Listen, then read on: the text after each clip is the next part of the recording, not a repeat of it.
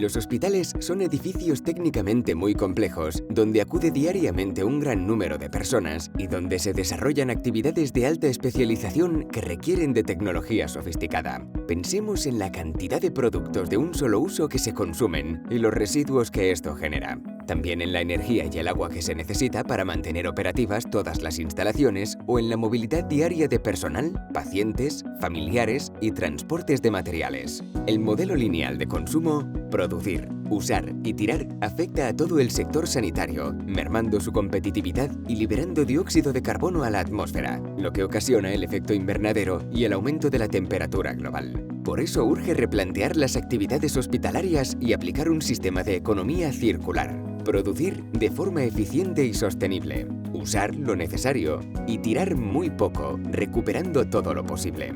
Para impulsar este cambio surge Healthier, un proyecto transfronterizo en torno a 2 hospitales, el Hospital Universitario Cruces y el Complejo Hospitalario de Navarra, con la colaboración de la Policlínica de la Costa Vasca Sur. Investigamos los procesos que pueden beneficiarse de la economía circular en el ámbito sanitario. Por ejemplo, ya existen buenas iniciativas para promover la clasificación y reciclaje de objetos desechables, mejoras energéticas y de consumo de agua. Sin embargo, para impulsar el cambio se debe ir más allá de la gestión energética y de residuos. Desde Healthier fomentamos la cooperación entre los diferentes centros para identificar las oportunidades y potencialidades de la economía circular en los centros sanitarios.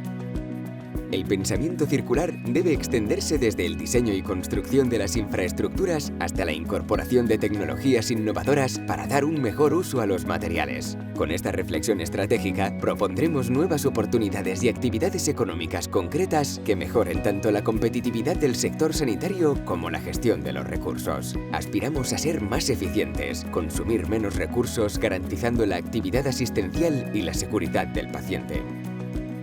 Todo para construir una sociedad sana, pero también sostenible y resiliente.